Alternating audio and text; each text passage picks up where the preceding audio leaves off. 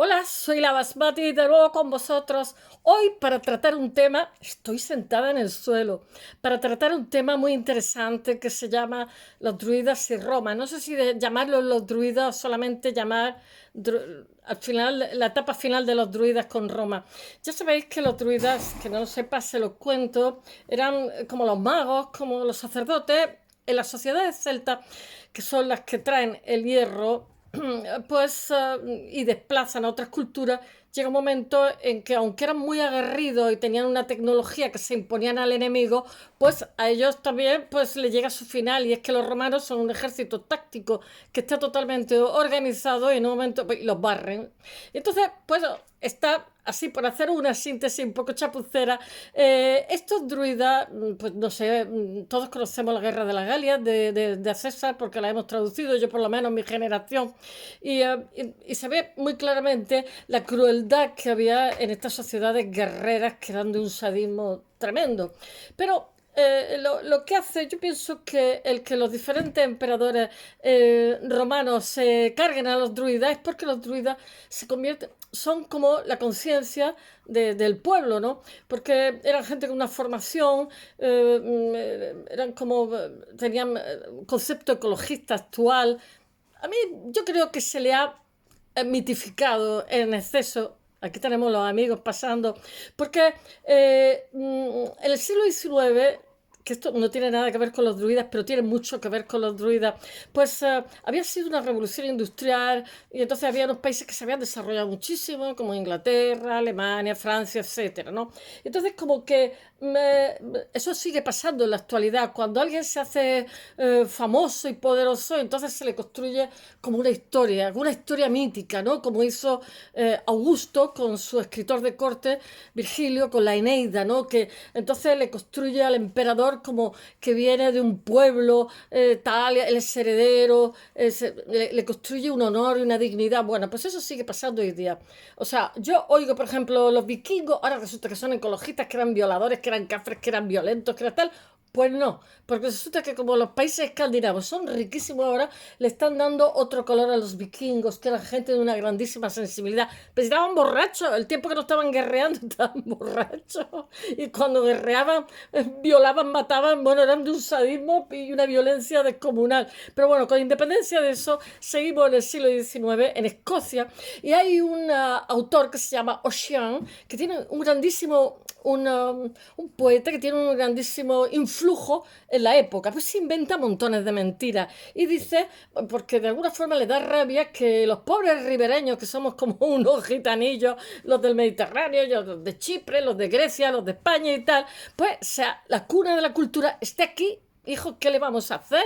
La cultura cretense, minoica, yo que sé, en Grecia, Roma, o sea, el Mediterráneo fue como un lago, una charca de esplendor cultural, pero en fin, que tampoco tenemos la culpa. Entonces ellos se inventaron, él se inventa y tiene muchísima aceptación porque era como una demanda general, el que realmente antes que Homero, pues ellos tenían pues sus celtas con sus druidas y sus poetas y su mitología y su no sé qué. Y entonces pues todo el mundo se lo creyó. Se inventa unos poemas que son de aquella época, que en realidad no eran de esa época, sino eran del siglo XIX. Pero hubo un lapso de tiempo en el cual la gente se los creyó totalmente y tuvo influencia en la literatura. O sea, se creyeron que la cuna de la cultura de la humanidad no era el Mediterráneo, sino que eran, pues eso, países celtas. Pero si eran muy bestias, ¿cómo iban a ser la cuna de nada? En fin, entonces tenemos al druida en el siglo XIX, pues se le ve con unas barbas largas, en fin. Y sobre esto, yo ahora os voy a contar un poco la etapa final de los druidas, porque los romanos dicen que los druidas hacen sacrificios humanos, que eso es una brutalidad, como les pasó también a los españoles cuando llegaron a América. Por mucho que digan que los españoles éramos así, asá, la viruela, no sé qué, a los españoles teníamos otro sistema inmunológico, y entonces todas las enfermedades protozoicas del mundo las pillamos, la gente moría como chincha. O sea, ir a América era jugársela por muchos motivos, por la travesía, yo qué sé, por el trópico, en fin, por la cantidad de clima. Sí, que resulta que los españoles éramos malísimos, pero bueno, en fin, todo no es en blanco y negro. Bueno, sigamos con Ocean. ¿Por dónde iba yo? Ya se me ha ido el hilo. Pues nada, Ocean llegó un momento que esas mentiras se descubrieron que eran mentiras, que no habían sido ninguna cuna de la cultura ni nada por el estilo. Y bueno, y volviendo a los druidas, es que improviso cosas y se me van de la cabeza. Los druidas en la sociedad celta, que realmente el concepto celta se ha exagerado, ni la música celta que oímos es celta, o sea, se la han inventado. Hay una cantidad de inventos con el concepto celta. Celta realmente es la época de hierro y unas culturas que se expanden y que no se sabe si es del Cáucaso hacia aquí o hacia el Atlántico, hacia el Cáucaso, en fin. Y realmente tienen a los druidas que están jerarquizados, tienen una formación. Jacob, por favor, que te pega el gato. Tienen una formación, son gente culta y entienden perfectamente los astros, etcétera, etcétera. Ven aquí que te pega el gato. Es que tengo aquí unos líos. Y, y en un momento determinado, bueno, los romanos dicen que hacen sacrificio humano, que por lo visto era cierto, pero no era habitual. Cuando una persona está moribunda, y se le quiere salvar la vida, entonces se coge un ser humano, entonces el druida le clava un cuchillo por encima o sea, del diafragma, y entonces va viendo cómo lentamente muere desangrándose. Ellos creían en la transmigración del alma, o sea, que para ellos la muerte no era una cosa tremenda porque ese alma iba a entrar en otro cuerpo en el momento de morir. No sé, tienen una grandísima sensibilidad hacia los bosques. Y entonces los romanos, de alguna forma, no, estaban intentando terminar con los celtas, porque a pesar de conquistar la Galia, tenían muchos hostigamientos, pasaba como con los germanos, les hostigaba mucho la frontera, y entonces estaban al lado. Y entonces la forma, yo creo, eso es una opinión mía, también es verdad que los artículos que he leído son del National Geographic, que son anglosajones, entonces, claro, la versión que dan, pues no lo sé. Mi idea es que lo mismo que se unificó en el Imperio Romano de Oriente, se unificó el cristianismo porque políticamente interesaba, a mí me da la impresión, es una impresión mía particular, que los druidas los fulminan sencillamente porque políticamente están terminando con la cultura celta o con esta edad de hierro, y entonces no les interesa tener a alguien que cohesione al grupo. Entonces, si se cargan a los curas o a los magos o a lo tal, y se los cargaron, ¿eh? Yo creo que empieza con un emperador, ahora os diré los diferentes autores que hablan de ellos, y termina sobre todo con Claudio. O sea, poco a poco se los quieren quitar de encima, porque de alguna forma eso también pasó en el Reino de Granada, cuando Cisneros realmente no pudieron militarmente, pero había como una guerra civil en el interior porque el rey de Granada, Nasri, se había casado con una cristiana, había tomado una nueva esposa, entonces la antigua esposa y la mujer están en contra, porque además encima era cristiana. O sea, quiero decir que realmente muchas veces son, como pasó a los visigodos, los mismos miembros de la familia los que abren la puerta a los enemigos, ¿no? Pero se llegó a una especie de concordato donde se permitía el que los musulmanes en Granada tuvieran su religión, etcétera, pero el hecho real es que hubo una ocupación militar y de lo dicho digo, o sea, no, de lo que hemos dicho no hay nada. Y entonces la forma de que, o sea, Cisneros lo que hizo fue evitar que esta gente tenía una biblioteca maravillosa y mandó quemarla. Se perdió muchísimo conocimiento porque Granada tenía un nivel intelectual fantástico y un nivel de vida grande. Y era bastante inexpugnable porque tiene las carreteras más altas de Europa y por ahí no podían pasar ni catapultas, ni carros de combate, bueno, carros de combate no había. El hecho real es que quemando la biblioteca todo desaparecía, o sea, los cristianos habían llegado allí y lo fulminaban todo. Entonces se fueron estos granadinos, emigraron mucho al norte de Argelia, emigraron también a Fez, pero sobre todo, como he contado en otras ocasiones, emigraron al Imperio Songhai de mercenarios, y muchos de ellos se promocionaron y llegaron a generales, porque el Imperio Songhai es en la zona de Mali, el heredero de la Masa Musa, que después de morir, pues ya digamos, se desmembró, y volvió al Imperio Songhai, que era los mercaderes de sal por el desierto, porque claro, allí no tienen frío para conservar, utilizan la sal. Bueno, volviendo a los celtas, os lo voy a contar un poquito. El 60 años antes de Cristo hay el primer contacto entre Roma y los druidas. Es dividíaco o divisíaco, algo así, druida del pueblo de los Eduos, visita a Roma y entra en contacto, se supone, esto son hipótesis, con Cicerón y por lo visto también con César, presumiblemente. Entre el 58 y el 51 antes de Cristo, estamos contando de atrás adelante, está la guerra de las Galias, porque había muchísimo hostigamiento, en fin, esto tiene una razón de ser, no hay nada por generación espontánea. Bueno, en la narración, porque la guerra de las Galias son como Colón, era un increíble estratega, muy inteligente, entonces tenía, la guerra de las Galias un cuaderno de campo, ¿no? Entonces tenía que justificar, claro, porque había una inversión grande de vida, de presupuesto, etcétera. Entonces, pues contaba, no mentiras, sino medias verdades, como Colón, que también tiene una especie de cuaderno de campo y ahí no sabe qué está diciendo porque es liante. Bueno, en la narración de la campaña de la guerra de la Galia, en el año 53 antes de Cristo, César lo que hace, en la guerra de la Galia, cuenta la crueldad de los celtas, que son terribles. Bueno, lo de Bellum Gallicum incluye la más larga descripción de un autor sobre los druidas, y los describe, se horroriza de que hacen sacrificios humanos. Bueno, del 27 a.C. los romanos ya eran muy pragmáticos, eran como muy modernos, muy actuales. Latín es como la lengua yo qué sé, de un ejército. Los cultos eran los griegos. Bueno, del 27 a.C. al 14 después de Cristo, os voy a dar una cronología. El gobierno del emperador Augusto, a quien Suetonio atribuye haber prohibido a los ciudadanos romanos la religión de los druidas por su naturaleza bárbara e inhumana, porque hacían sacrificios humanos. Lo hacían, ¿eh? Lo que pasa es que los sacrificios humanos como que los justificaban porque era la vida de uno por otro. Entonces lo que cogían eran pues presos, y lo que hacían es que los mataban lentamente con una puñalada por encima del plexo, y entonces iban viendo cómo se iba desangrando.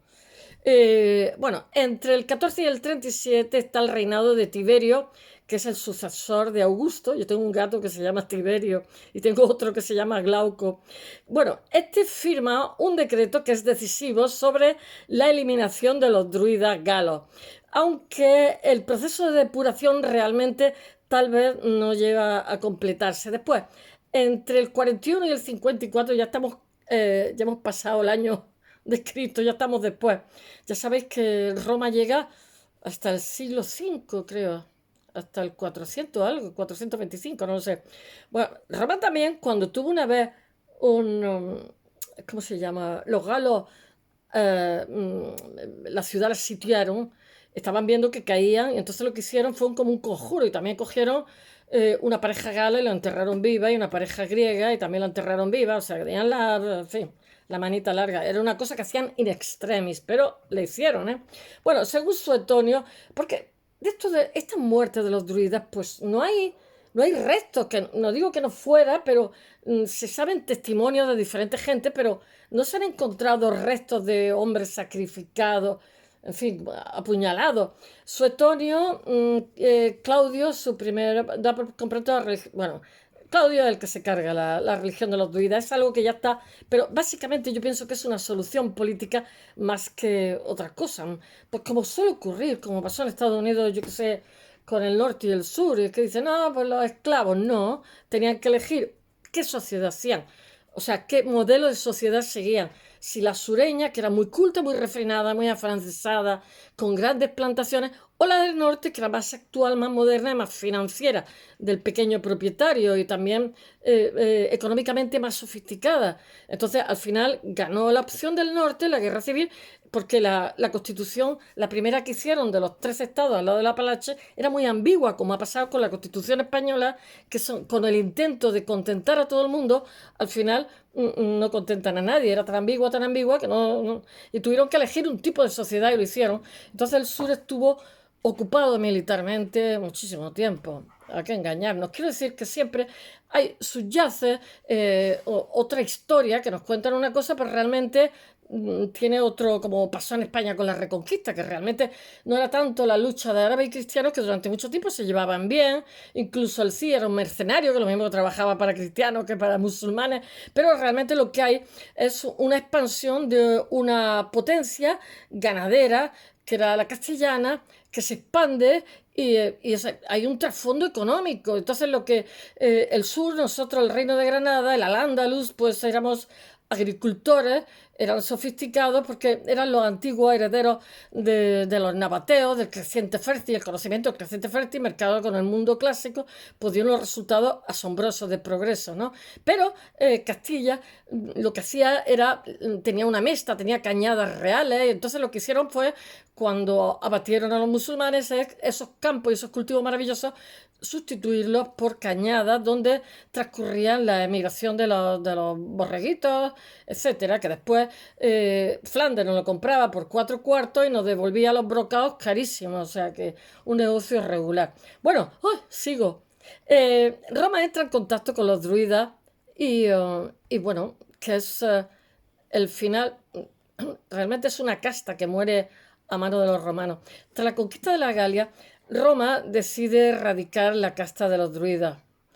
Mm, es más una cuestión política que otra historia. Se buscaron la justificación de que hacían sacrificios humanos, os vuelvo a repetir. Bueno, ya sabéis que, si no lo sabéis lo cuento, en la sociedad celta había como una aristocracia guerrera y después estaban los druidas, y después estaba el resto del pueblo. O sea, ocupaba dentro de lo que era la sociedad un estamento alto.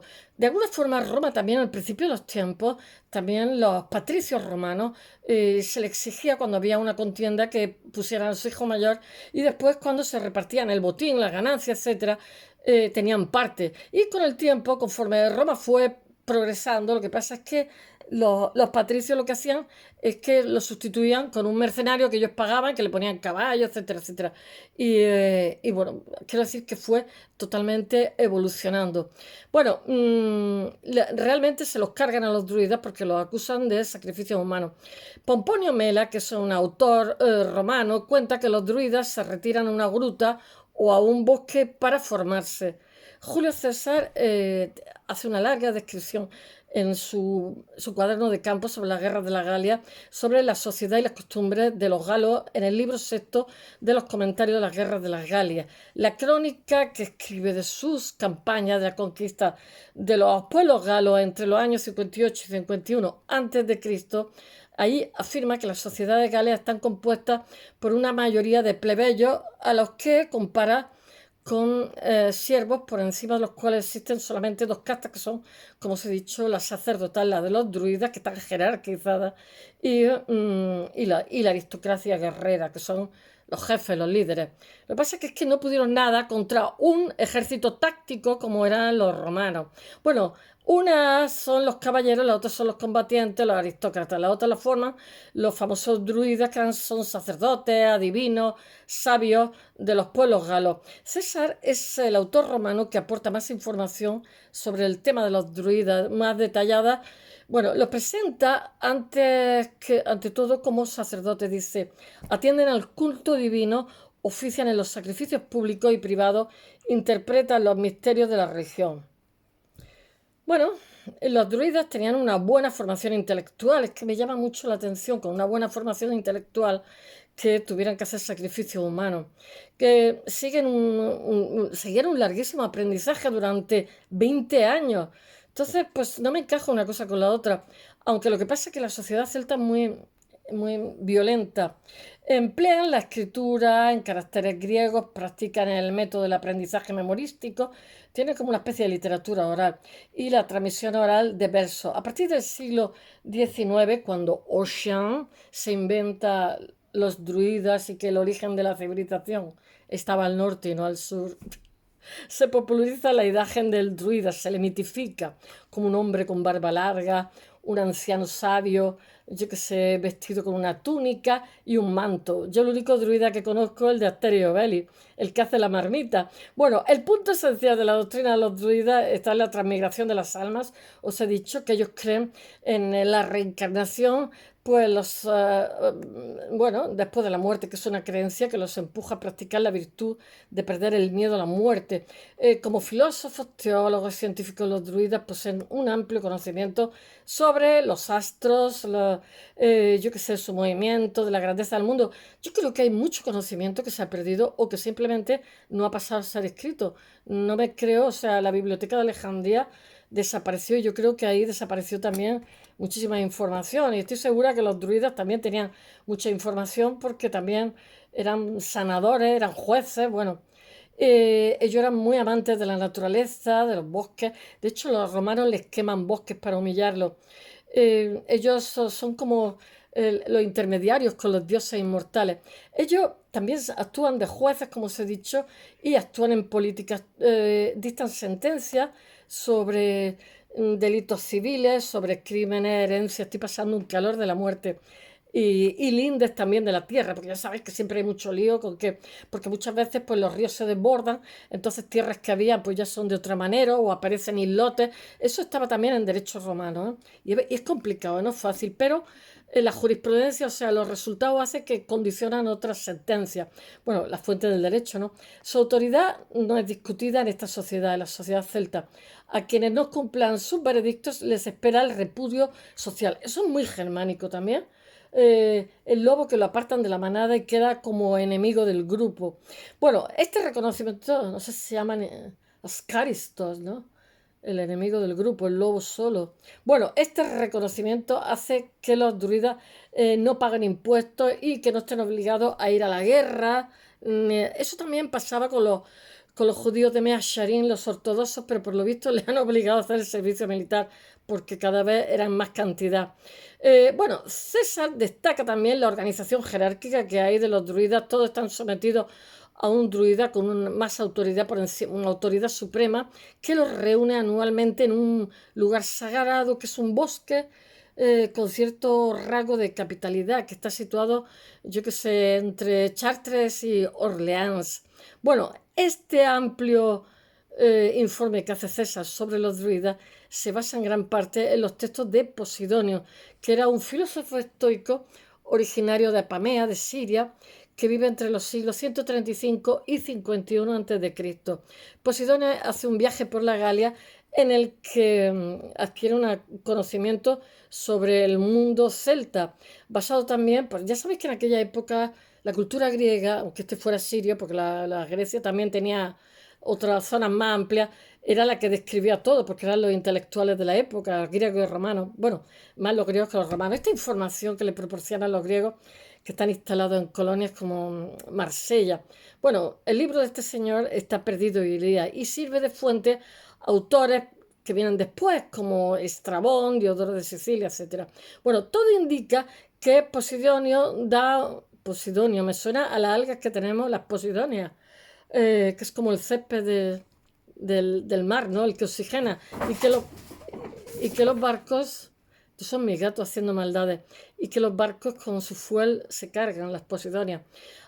Hace una semblanza de los druidas muy favorable, representa este autor, cuya obra se ha perdido, lo representa como una especie de noble salvaje.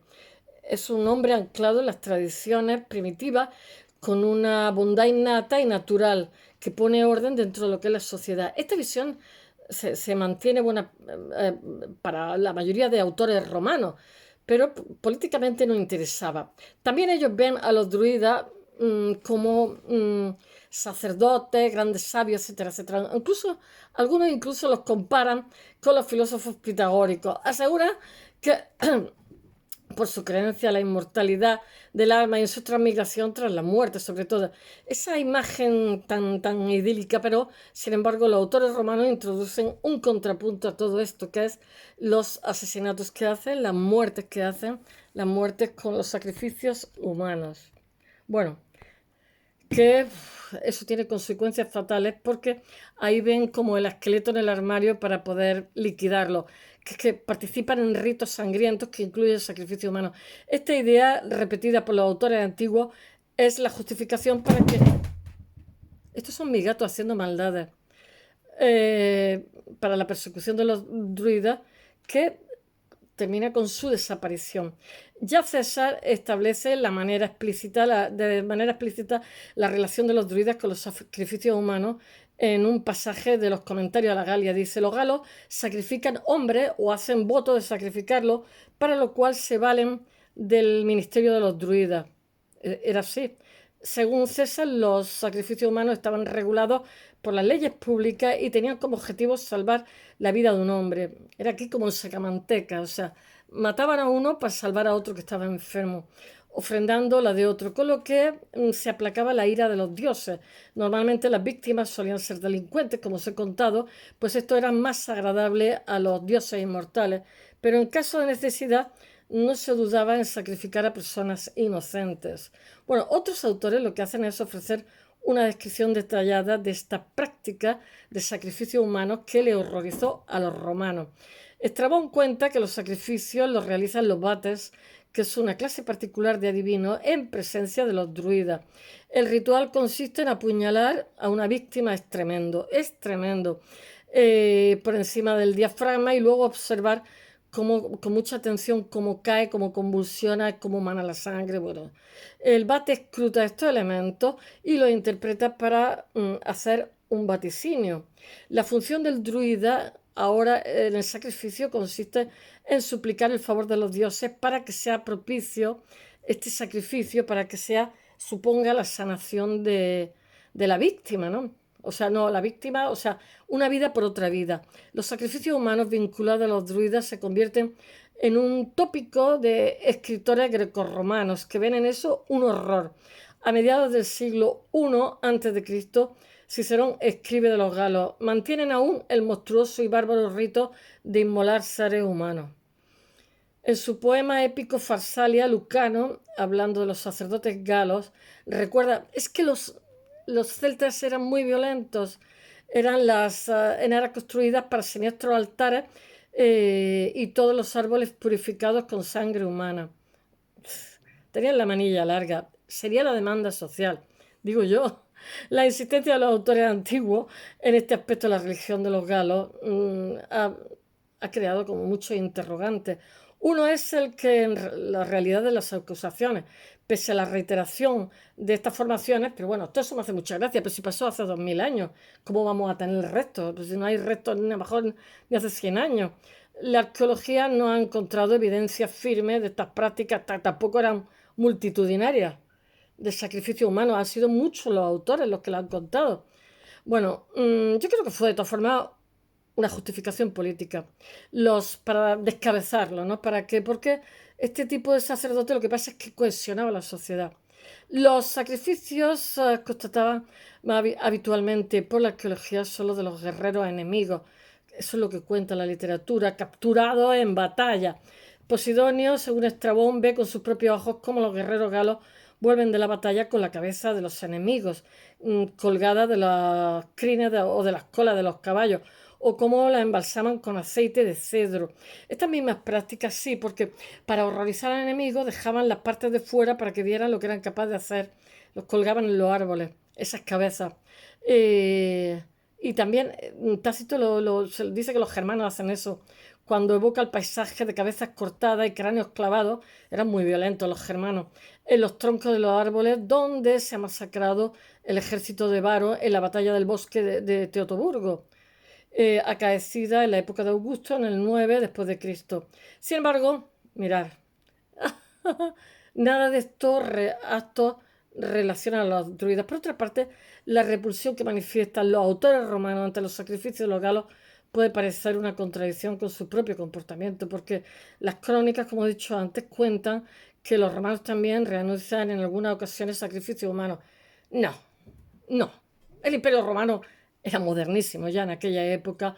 De hecho, el ius romano, el derecho privado romano, pues en un momento protegía a los patricios. Si tú eras patricio, estabas por encima de otro, que aunque llevaras razón el otro no te podía tocar porque tú eras patricio. Y su derecho se hace tan moderno que Roma es una ciudad de 1 millón de habitantes y si lo que está demandando el otro lado, aunque sea extranjero, lleva razón, pues patricio tiene que pagar. ¿Comprende? O sea, hay una evolución de monarquía, república, imperio que hace que el desarrollo el derecho y montones de cosas se sofistiquen. No, los romanos se horrorizaron de esto. Y esto fue realmente una barbarie. Lo que pasa que políticamente interesó.